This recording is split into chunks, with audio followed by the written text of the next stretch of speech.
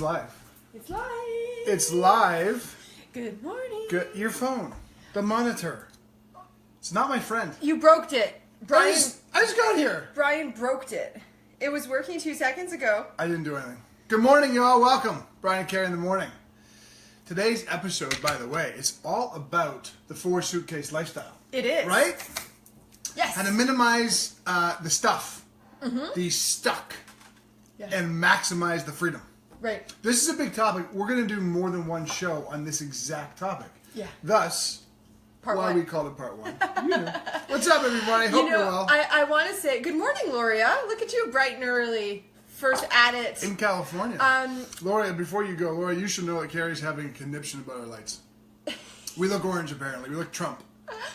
I wanted to look the way it looked in the other studio. But Loria, I'm going to plug you about that today. I think we look awesome. I think we look awesome. Good morning, Brian Sakowitz.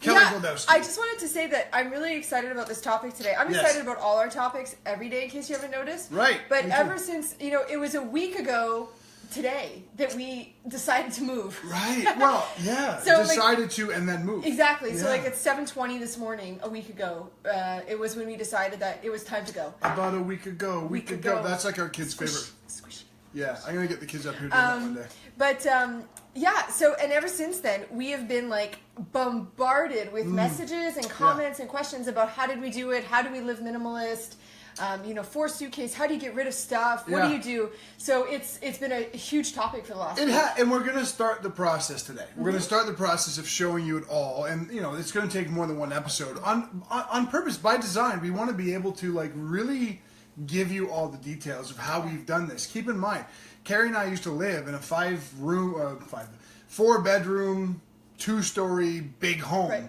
on an acre of land, and we had all kinds of stuff. So we came from the same place that a lot of people watching right now might have come from. Yeah, so absolutely. Looking forward to today's topic matter at large. Chris Goldowski is very, very excited for this topic. Lynette says we don't look orange, we look sun-kissed. I accept. I like that better. Loria, we're not changing the lighting now. And Gary is too cute. Michael Hedge also pointed out that the overalls are looking swank. Oh, thank you. I went for cute this morning. I was, looking in my closet trying to figure out what kind of vibe I wanted to have, and this was the one that won today. There it is. I actually got a message this morning from someone, and I'm not going to name who it is because I don't want to, infringe on somebody's privacy, but I got a message from somebody who said that ever since they saw our move last week, they've been so inspired. And their biggest struggle was getting rid of their notebooks. So they started purging, and they had 15 notebooks from 3 years ago of their work. And she said that she literally put them all in the recycling and then took 5 back out. Hey man, it has to happen that way. We appreciate that. But you know what? I want to say this. Even we have 7 minutes left in our pre-show, but let me just say this. There are more solutions than you probably realize with respect to stuff like this.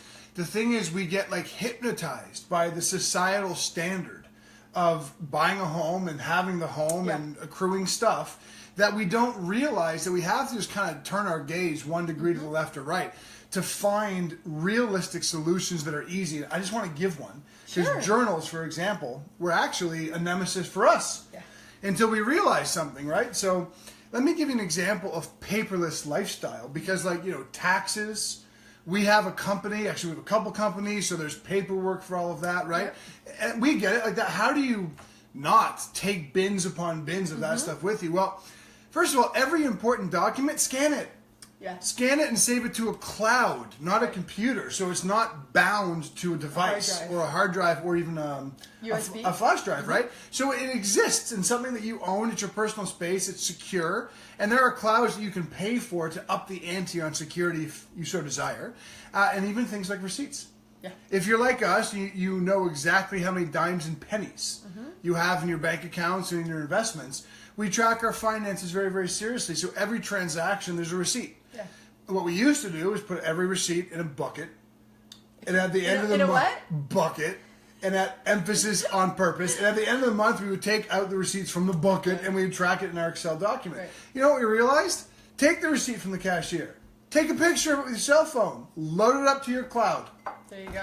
All the documents are there. You can account for them as you choose. They are considered absolutely accepted as real tender by the IRS or Revenue Canada. There's an example. By the way, journals, scan them. Yeah. Scan them and then recycle them. Yeah, absolutely. So you can keep them. Yeah. But just keep a different version of them. Yeah. Can I just say, hot. Clearly we are excited about this topic today because we are like diving right in. We're just like ready to talk about it. Hello, by the way, to Satish. Yeah, and I want to give a shout out this morning. We've had a lot of new guests on the show following. So Stacey Levine Parliament, I hope I pronounced that right. Welcome to the show. She's going to be part of the crew. Where my crew at? Who? You can't. You gotta stop. I can't. You gotta stop. I can't. You gotta roll. Our life is about dynamics and evolution, and you're killing my vibe. Okay, let's try again. You're killing my vibe. I don't want to right now. We're frozen. I had something to say about the journals. We're going to talk obviously about this on the show, but either in part 1 or part 2 or 3 or 4, whatever. However you many mean parts. People's journals or our journals? People's journals. Okay. Yeah. I think that there's so much emotional connection to my stuff, right? Yeah. And sorry, I didn't mean to hit you. That's right. And I definitely You can pretty much test me anytime you want. Any manner you choose. And I definitely experienced that. See the look on her face right now? I said one thing flirtatiously sexual, and now she can't concentrate. Am I right? Tell the people. Maybe. Crap. Who knows how to tune his wife up? This guy. Did that just happen on live? Of course it did. Why wouldn't it? What's wrong with a little sex and love? There's nothing wrong with sex and love. I've got nothing to say. I lost it. Everybody should have more sex. Let me say this, because Lynette asked a question about journals, and I don't know if Lynette you were mentioning like your own personal journal or our the Brian&Carrie Let's Eliminate Your Limits journal. Are you ready for the answer, Lynette? Are you ready? When our program goes live, which by the way is next week, who's excited about that? Let's Eliminate Your Limits, how to finally achieve the goals you set, goes live next week. Who's excited? I'm excited. I'm excited. But you get the personal journal in the mail, yes, but you also get a PDF version. That's right. You can print it off and use it. You can print it off 1 page at a time, write it out, scan it, and own it for life without carrying paper around. We did that on purpose. Wow. Lynette just chimed in. Your journals, I'm always ready. Lynette, you're awesome. You're my favorite. Tiffany's in Stafford Springs, Connecticut. Yeah. I didn't know that. I knew she was in Connecticut. I do not know where Stafford Springs, Connecticut is. It's over there.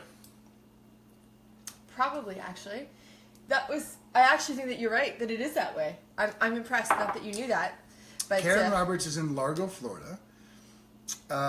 Anna is west of Boston. Are you in Worcester? Anna, can I give you my best Boston accent? Oh my gosh, I was going to do it if he didn't do it. Go ahead. By the way, Brian Sakowicz is jacked for the journals. Anna. So, I could go on for we have 2 minutes, and I might just use it with this. Okay? So, I was in Boston for the first time with a very good friend of mine about 15 years ago. And we drove somewhere, and he parked, and he goes, it was a rental car I had from the airport. So he goes, hey, give me the khakis. So I said, what? He said, give me the khakis. I said, what are you asking for? He goes, the khakis. The khakis. Give me the khakis. So I held up the car keys, and I said, do you mean these? He goes, yeah, the khakis. Just so happened this man was wearing khaki pants. So I pointed to his pants. I said, what kind of pants are those? He said, khakis. I held up the car keys. I go, what are these? He goes, khakis. I love this story. Khakis. And I might add, when it's spelt Worcester, how do you pronounce that? Worcester. How would you pronounce that? Worcester? How would you pronounce it? Worcester. Worcester. Right. No, it is Worcester. Worcester. Worcester, Mass. I don't. Worcester, Mass. That's where the New Kids on the Block are from. Is it? Worcester. They're on apparently a tour. I saw that, but they're on a tour somewhere. Did any of my somebody was commenting about that. Did any of my Boston accent get any? Yeah, because Scott Livingston, park the car and have a yard. You gotta pack the car. You gotta pack the car. What are the khakis? We have a friend who. We have a lot of. We have a lot of friends. We have a friend who's from Boston, and Chris is from Boston, right? Chris Poirier. Yes. Yeah, right. Yeah. So he's fantastic, and I love the Boston accent. Boston accent. That was a little bit of New York for you there. It was actually. But every time he talks, I say to Brian, I'm like, I'm not sure what he just said. Yeah. You know, like, what's your name? My name's Kispoya. Kispoya. Yeah, I was like, I don't. What did Put he your say gads to in the me? box. It's Where's the awesome. box? Who's got the box? Put the khakis in the box. You do Boston really well. Well, that's what she Better said. than your English. My English You're is British. top notch. I might add. Would anybody like to hear Brian do his best pirate? I haven't. Good job with the accent. Thank you, Anna. Not everybody can pull it You're off. interviewing Chris. Tell Scott That's Livingston. great. Tell Chris Paya we said how you doing, and ask him where the khakis at. Oh. Hey, Chris, where the khakis? Brian wants to know where the khakis are. Did he leave them in Worcester? What a coincidence! that You left the interviewing khakis him. in Worcester? Oh, that's so funny. Can I tell you one more? Of course. My last, and it's got an objectionable word. It's not the kind of word that I enjoy saying, even though I love to swear. But I used to train a professional baseball player. And his hitting coach was changing his swing, altering a little bit, right? And I was in the batting cage with them because I was a performance coach. And so this pro baseball player, who actually is a very well-known guy, you know his name, from Boston, he started swinging in this new way. And after 3 swings, he goes, I got to tell you, this feels retarded. I feel like a retard. This is retarded. I don't know if this is going to work because it feels retarded. And I just, I was shitting my pants. How can you not laugh at that? I'm totally thinking about Marky Mark and the Funky Bunch right now. Right? That's so funny. Anyways, how come my Boston stuff isn't getting more laughs? It got a whole bunch of laughs Did while it? you were doing it. Can I get more laughs now? Because now I feel a little insecure. Right. I'm waiting for the laughs. I feel insecure. Is my humor not... Do I not amuse? I know we are about to kick Thank off you, my friends. Part 1 of the four suitcase lifestyle. But before we do that, I have just got to make a big announcement. Yeah. I finally found how to sit in this chair comfortably. Oh my God. Have you noticed that? Well, you're like, you fit the back of it. So I usually scooch up on the edge of the seat, but then my feet don't touch the front. Nice. But now I'm like, I feel properly poised today. Nice. And I feel very excited about that. Well, I think it's retarded that you weren't comfortable before. Well, I'm glad you don't feel retarded. That's what happens when you're small. Anyways, Scott is crying in laughter. There we are. Oh, Lisa's laughing so hard. Okay, now I feel... Thank you for raising my self-esteem. I want one day... We have to get started. I know. 1 second. I want one day, because sometimes, people are laughing so hard they can't see it. I want, one day somebody to, take a picture of themselves laughing. And post it. And then post it on the page... on our Brian&Carrie page. Yeah. Because I want to see that. I want to be a part of your smile. That would be retarded. That would be so retarded. Let's get retarded in here. Let's get... Anyways, we are 3 minutes late. Welcome to Brian&Carrie in the Morning, coming at you 5 days a week from the beautiful Mount Tremblant. That's Do it all. I was retarded. That was just... I felt like a retard. Mount Tremblant, Quebec. 10 a.m. Eastern, we get started. 9:50 a.m. is our pre-show. And today's a big topic for us, the 4 suitcase lifestyle. Mm-hmm. How to eliminate the stuck so you can move into the freedom, right? And that's a huge topic for everybody. If you're excited about this topic, give us some hearts and give us a share. We're going to earn your share today like we do, or we strive to, every single day. And this is definitely part 1 of the 4 suitcase lifestyle. And I thought that it might be prudent to start by explaining what the 4 suitcase lifestyle is. I think that's probably a really great idea. Yeah, I mean, the 4 suitcase lifestyle is really essentially our life and all of our personal possessions exist and fit into 4 suitcases. So each one of us, Brian, myself, and the kids, we each have a large suitcase. Yeah. And we can put all of our personal belongings, our wardrobe, our shoes, everything inside of that suitcase. Yeah. And so what that means is that we can really pick up and go in a matter of 25 minutes if we choose to, right? And that essentially is what the overtone is. That's the ethos, the kind of I guess the definition of 4 suitcase lifestyle for us. But there's a couple points I want to raise related to what it means, maybe metaphorically, and how it relates. So, can we get up and move in just a few minutes? Well, we did 1 week ago today. We decided at 7:30 in the morning last Tuesday that we were going to move to this home, right? It's our mountain home. And by 7 o'clock, 8 o'clock that night, we were here, and we were unpacked, I might add, right? And we've even kind of downgraded since then. So literally and truly, Maya, Chase, Carrie, and myself, we all have one suitcase. And all of our worldly possessions go into that suitcase. And we can pack and move in 20, 25 minutes if we so desire. But there's a broader metaphor to this whole point, right? Maybe you don't want to move to a new home. Maybe you're not looking to travel to New Zealand or Australia or Singapore or Western Europe. Maybe that's got nothing to do with what you want for your life. But the whole point of this metaphorically is that when you don't have, and like my friends, write this down, when you do not have mental, emotional, or spiritual bottlenecks, you are free to do whatever you want. And so for us, paring down a 5-bedroom or 4-bedroom, 2-story home into 4 suitcases was spiritual release. We have no bottlenecks. We can up and go anywhere in the world we want. And we've built a life and even a business off of that. Right. Think about it. Brian&Carrie in the morning. You know what we should do? We should detail our next 3 years. What we're gonna be doing over the next 3 years in life and business. But think about Brian&Carrie in the morning. We could take it anywhere. Yeah. I mean, these lights fold down into one suitcase, and that camera folds down, and we could do this from Singapore, Australia, and we will. Yeah, absolutely. You know. So, are you picking up what we're laying down? Are you digging what we're saying so far? It's not just about getting rid of your belongings so you can move. That's not. It's a much more in-depth spiritual reality than that. So let us know with some hearts if you're getting that. Right. And I just wanted, on that point exactly, because Aaron Johnson made the comment, not sure my family could do that or want to, but minimizing our belongings is a goal we have. And I think that really is like the broader point, right? We're not telling everybody that you need to live out of 4 suitcases and you need to move around the world. Like this is the way we are with everything we do and that we teach, is we're not about do what we're doing. That's right. We're about showing what we do and how we live our lives, and you finding what that means to you, right? And I want to say, like, for me, it's important to recognize the process of all of it, right? Because like Brian said, 7 years ago, we lived in a 2-story house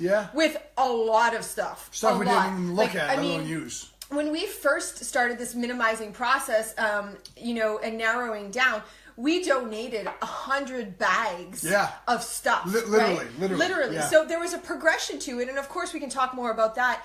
But everybody can relate to, like, and I'm going to be very like practical with this example. Everybody can relate to the junk drawer or the closet that you never open, because every time you open it, you get stressed out because of the stuff that's in there. Yeah. Right? And it's so important to explain this. It's not about being clean or, getting rid of your stuff. There is, like you said, there is a spiritual nature to that kind of freedom without stuff and clutter that once you get a little taste of, it really is almost addictive. Agree. And let's talk about more what we're talking about, because Karen raises a great point.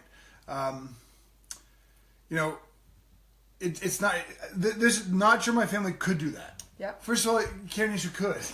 I mean, that by itself, that is a bottleneck. Saying you can't do something is an energetic bottleneck. So, for Carrie and myself, the whole process of let's eliminate your limits starts with your self-talk. Let's be mindful of what we're actually saying to ourselves as truth, right? But that you may not want to. Okay, that's realistic. That's reasonable and fair. Not everybody wants to travel around the world necessarily, right? We didn't necessarily 4 years ago. But the first thing I want to say is this. When I say things like, when you don't have mental, emotional, or spiritual bottlenecks, you're free to do whatever you want, I mean that literally and figuratively and metaphorically. I mean it in every way. So yes, we're adopting the concept of this 4-suitcase life to illustrate it to you. But do you know what metaphorically no bottleneck spiritually, mentally, or emotionally has allowed us to do? If Carrie and I get an idea for a business venture tomorrow, we'll do it. If we want to. And if we don't, we won't. Right. But we'll do it with ease, and we'll make a lot of money doing it. And we'll build it in a way that sustains the kind of organic and freedom living that we have. We won't get, bottled down with administration and logistics. Right. We build concepts and companies and programs that add to our life. So, I mean, it's not just about moving from country to country. It's about where are your bottlenecks, and recognize how you can really get rid of them all if you so choose to. And I think the best way to explain that is in the physical example of what we've done with our house, right, our belongings, etc. So can I just finish by saying one more thing? This year, 2017, is when we're going to build out Brian and Carrie in the Morning most aggressively, most ambitiously, right? And also, at the same time, as you know, because How to Finally Achieve the Goals You Set gets launched next week, we're taking our business into a new direction. We have been coaches and counselors for many, many years, which means every time we have clients and customers, we work with them in either small groups or one-on-one. That takes a lot of hours in the day and a lot of energy. So what we decided to do this year is take all of our knowledge, all of our systems, and make it so that you can enjoy it on your time at your leisure in the comfort of your own home, and it doesn't require us per se, right? So that's the major task for 2017. 2018, the major task is to elevate and expand all of that we're creating this year to make it so that Brian and Carrie in the Morning goes into syndication. Gloria, are you listening?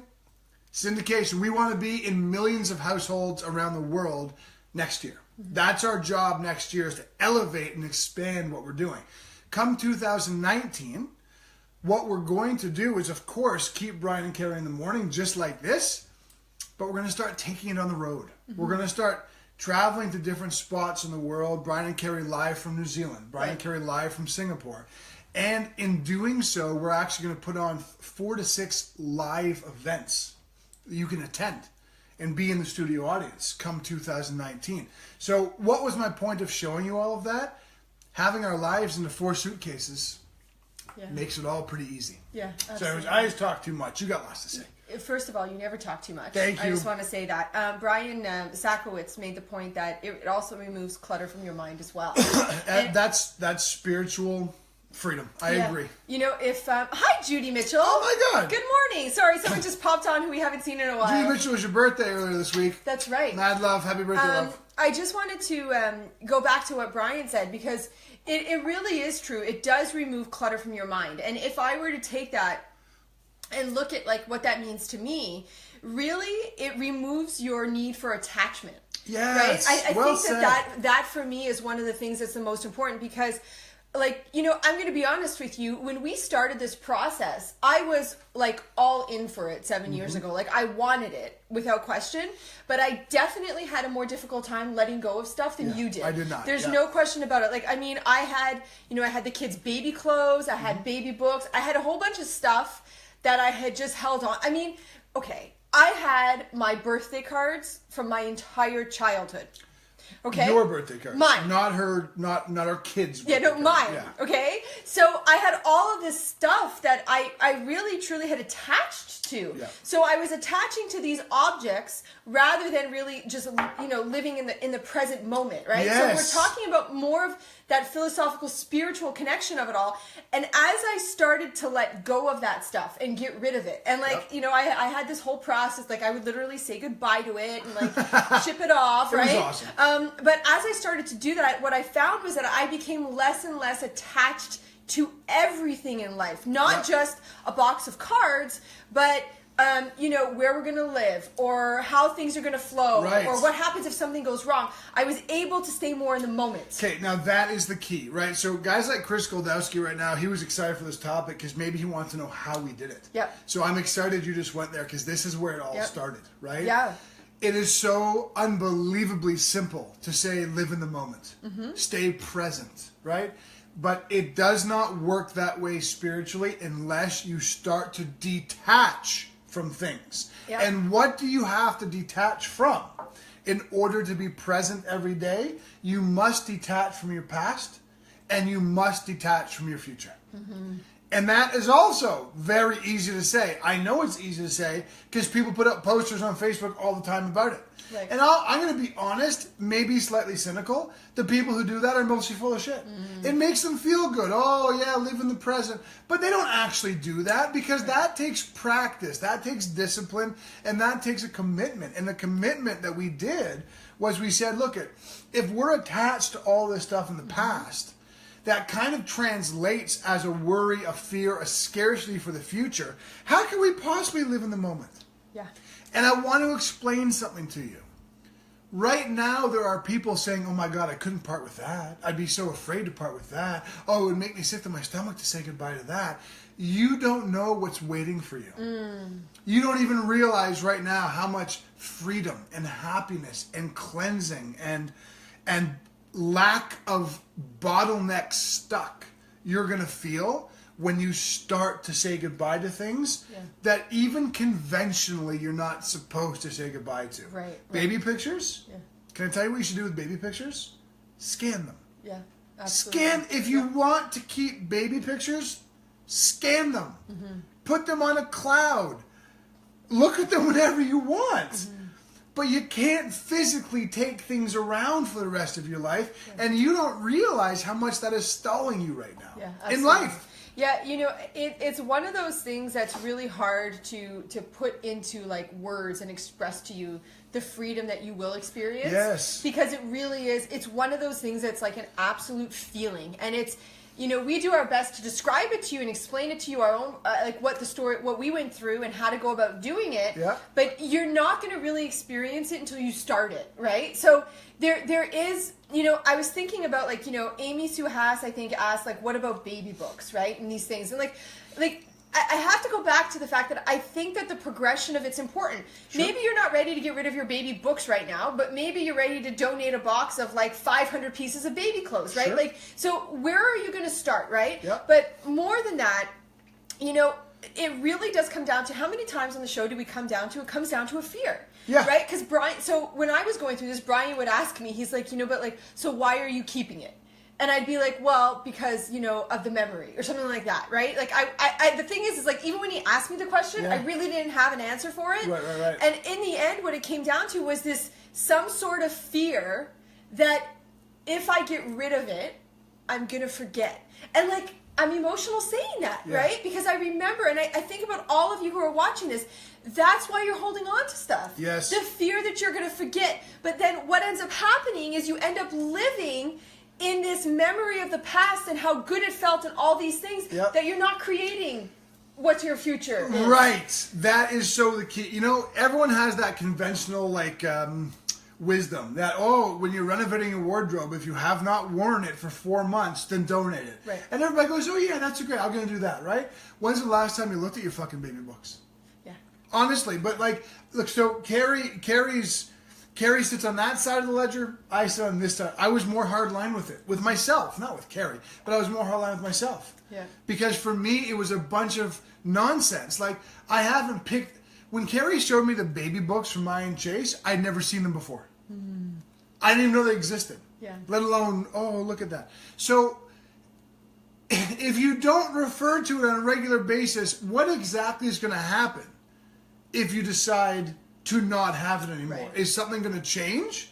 Is there going to be a memory lost? Of course not. We are attaching emotion and memory to things. Yeah. But emotion and memory don't belong in things. They belong in our heart. You can't take my heart away. You can't take my mind away. You can't take the memories I have of Maya being a little 4-year-old jumping into my arms at night. I don't need a picture of that to fucking remember it. It's in my heart. Right. Right? So my line was much harder than Carrie's. And I also want to add one more thing. Aside from do you ever even look at the baby books, let alone the memories are in your hearts and your minds? But I want to say something about fully present.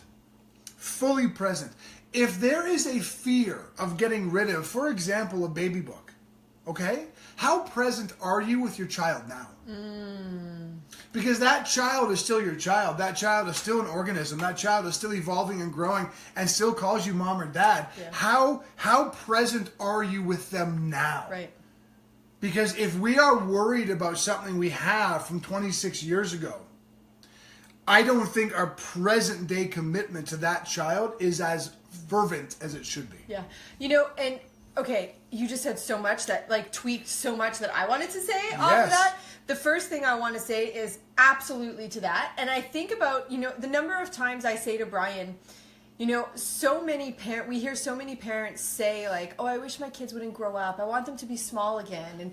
And like they're still living in the past with their kids as babies and as toddlers. Right. And I always say like, you know what, I can't relate to that because they are they're epic now, and yes, every now and then I think, oh my god, remember how cute they were and cuddly. Yeah. But like really and truly, I live in where they are right now, right? Absolutely. So that's the first thing that I wanted to say, and then the second thing that I wanted to say is, you know, there's such a mindful nature about all of this, and you know, we are obviously, as you know, all about your unconscious mind, your thoughts, and Yep. Are you the one controlling your thoughts, or your thoughts controlling you?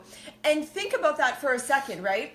Are you holding on to this stuff that elicits memories because in present day you are actually too consumed by negative thought to be able to go in a given moment and pull upon a memory? Absolutely. Right? Are you so overwhelmed with negative thought that you need something that's physical to trigger the positive thought from the past, or whatever the case may be? Absolutely. The answer, like for me, I'm thinking about it, like I can sit and look out this window and pull on a million positive memories. Absolutely. But that's because this is free. This is clutter free, and this is clear. No bottlenecks. No, Chris Goldowski raised a great point.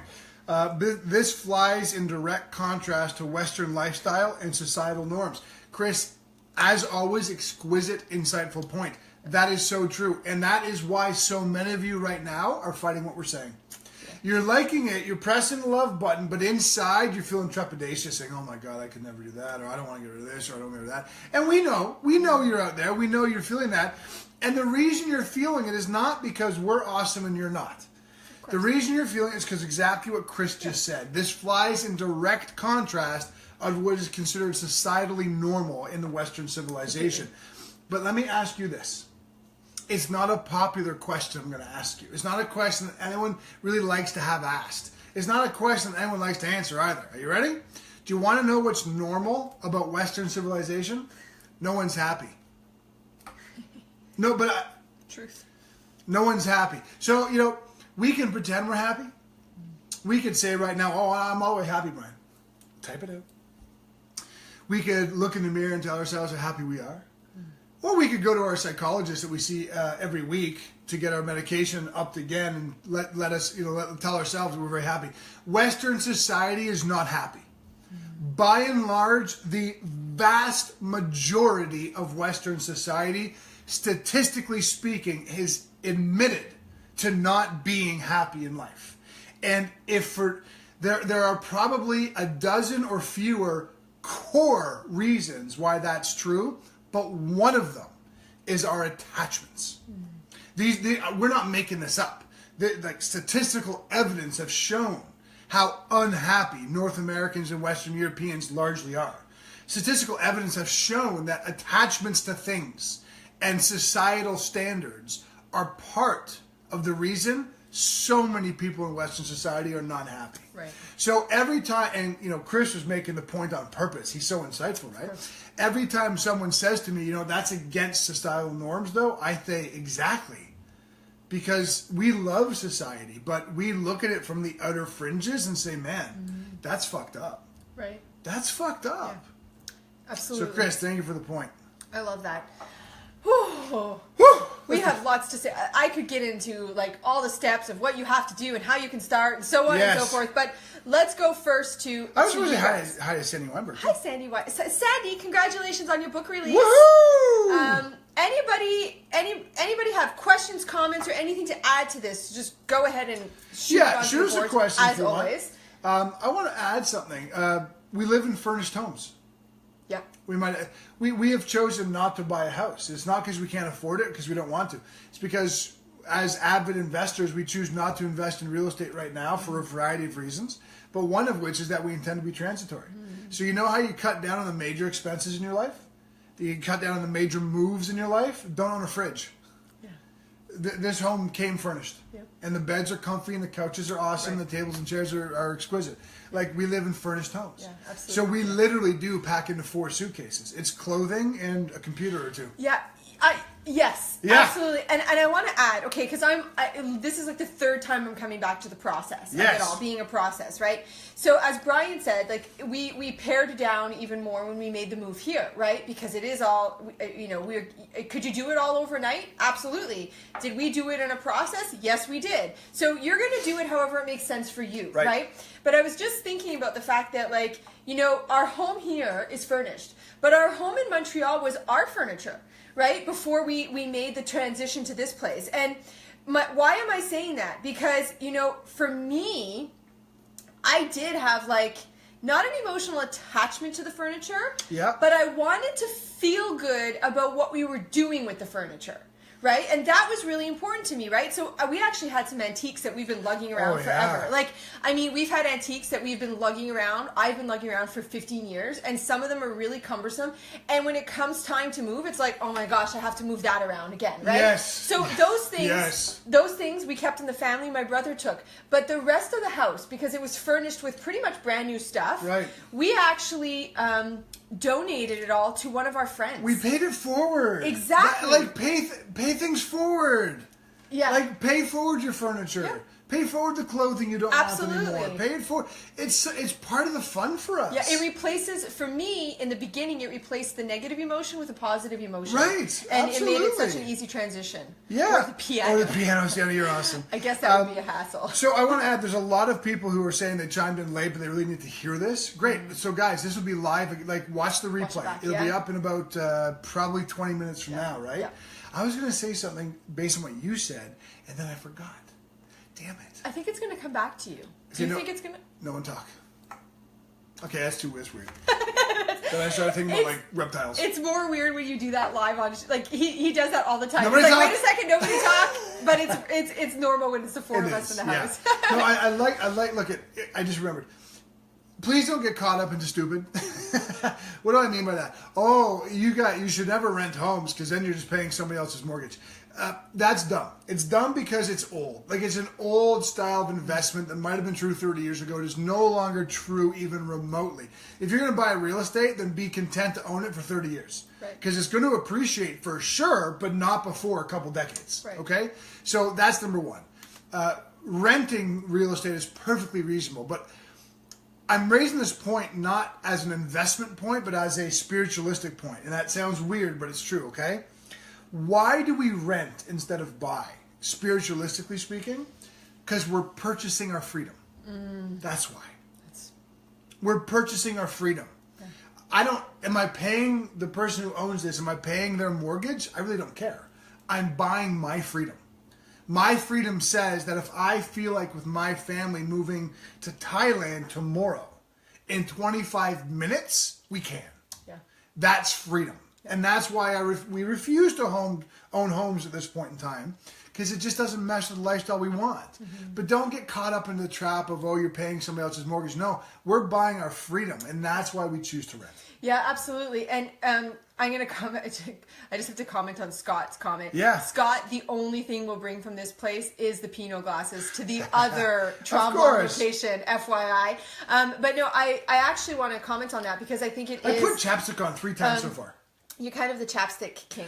But I want to say that there is, like, you know, so for me, there's, you know, we're going back to what Chris said about societal norms and conditioning, right? Yes. We tend to fall into what everybody else is doing, and we don't educate ourselves, right? And I think that that's so important in everything that you just said, right? Like, do you buy or do you rent? And like, I'm telling you, if you ask like 10 adults, 9 out of the 10 adults are gonna give you that you're wasting your money if you're renting a home, paying for somebody else's mortgage. But you know, I think that's where it comes down to, like, the lack of education. Yeah. I think that we have to be responsible as individuals to educate ourselves for what makes sense in our life. Right. Because maybe in your life you're planning on being in this space for this amount of time, and you want to be there, and that's beautiful and that's great.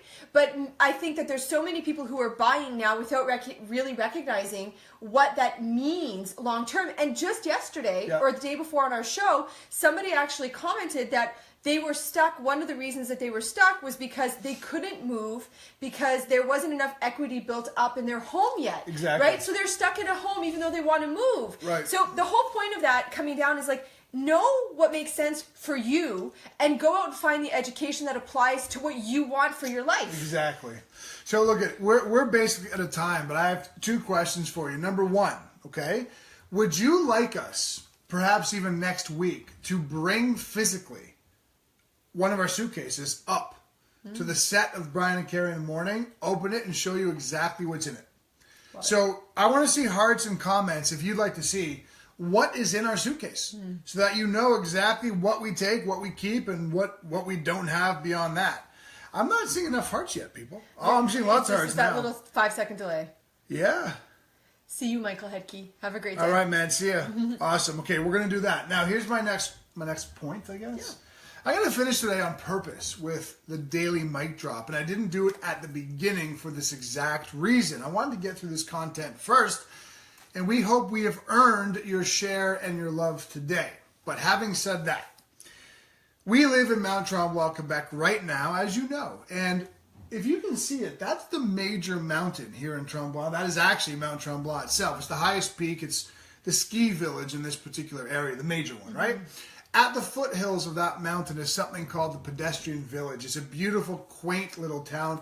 Lisa Draplock, who's watching right now, who's actually been there when she was on Carrie's all-women's retreat a couple of years ago. It is gorgeous. It is picturesque. It is perfection from a postcard in real life. And we love being in the Pedestrian Village as a family, Carrie, myself, and our 2 kids.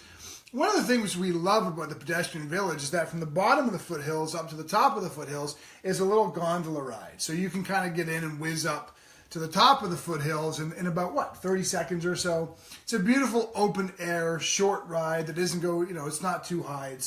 It's quite lovely. Now, Carrie and myself were going to the gym yesterday, and our gym is actually located in the Pedestrian Village. But right adjacent to our gym is a rather large swimming pool, and our kids are members of that particular pool. So we all went as a family. Carrie and myself were going to go lift. The kids were going to go swimming. And is customary, when we got to the Pedestrian Village, our kids asked us if they could take the gondola up to the top of the foothills and then walk back down to meet us at the gym, to which we said, of course. Now, that's basically where the story ends until last night at dinner. When Maya says to me, our 11-year-old, she goes, "Can I tell you what Chase and I talked about in the gondola today?" And we said, of course. So then Maya said, Chase was looking out over all the other mountains in the area. He said, "Maya, look at those mountains. Those mountains are so big and they're so majestic." Now, keep in mind, Chase is only 13. He said, "Now, Maya, look at us compared to those mountains. We're so small. We're so insignificant in contrast. You should remember that in life." So I said to Maya, as she was telling us that story, "What do you think Chase meant by that?" And Maya said, "Well, I think maybe he meant that we're not good enough for things." And I said, "Well, I don't think he meant that, Chase. Why don't you tell us all what you meant?" What Chase said absolutely stupefied me and still is. Chase looked at his sister, then he looked at his mom and me, and he said, "Well," he goes, "basically what I'm saying is that the world is so big. It's so vast. And the things that we worry about every single day are so small in contrast to the rest of the world." He goes, "That doesn't make me feel I'm not good enough for anything. It makes me feel like I need to be bigger than all of it. Because in the scheme of the size of these mountains, my problems, my worries, my stresses just don't really matter." That is my little 13-year-old philosopher, and I couldn't be more emotional or happy right now because I love the way his brain thinks and I love the way Maya's heart feels. But let me end today's episode by giving you why I put the daily mic drop at the end. Because the things you're stressing about letting go of, the things you're attached to and are too afraid to just say goodbye to, they're really insignificant in the larger scheme of the world. And as soon as you realize that, you'll have freedom. How was that today? Did you like the mic drop? I personally loved the mic drop. Yes. Because it rehashed an incredible moment from last night that we all experienced. Absolutely. I love it. Well, guys, you were great. I love that we're tipping at our highest viewership today. Right now, even though we're 5 minutes past. Let's just stay on. No, well, we said this yesterday. We start at 9:50 a.m. We're done when we feel like it. Oh, the show tomorrow. Yeah, I was going to get there. Oh, see. You go ahead. It's all good. No, you can go ahead. Hi, Jim Kerr, and welcome to the show. What's up, Jim Kerr? So we just wanted to announce that tomorrow's show, we will not be live. We are actually going to pick out one of our favorite Brian and Carrie shows that we've done to date and post that in the morning. Yeah. So you'll have some good stuff to kind of nibble on. Can I add some Barnum and Bailey to that? I don't know what that... Like some circus trees? Some hype? Sure. Because you said it in a way I wasn't going to say it. Sorry. Guys, tomorrow we have to go back into the city with our 2 kids to go to their school in order to kind of close them out. So we are so big and so huge and such big deals that we get to say, you know what we're going to post tomorrow? A Brian and Carrie in the morning rerun. That's fucking epic. I love We have it. reruns. So we are going to pick our favorite episode from the past couple of months and post it for your viewing pleasure tomorrow. But you know what? Come at 10 o'clock and watch it. Yeah. Stay connected because you can comment. You can stay connected with Chris Goldowski and Scott Livingston and Brian Sakowitz and Mama Drops and Lisa Arsenault and Sandy Weinberg and Jim Kerr. All of everything. Woo! Nicole writes here. I love reruns too. They're my favorite. You know, I have said Chris Goldowski's name several times, but I haven't said Kelly Goldowski's name. Because I don't think Kelly's on the show today. But if you are... No, she's right there. Kelly Goldowski. Oh! Yeah. There you go. I don't know how I missed that. Yeah. Brian and Carrie in the morning reruns. Where my crew at? Hoo! Awesome. Love you all. We won't see you tomorrow, but you'll see each other on the Brian and Carrie in the morning rerun. Come back Thursday. We might just do part 2 of this topic then. Yeah. Never can tell. Awesome. Thanks for watching. Take care. It's not unusual to be loved by anyone.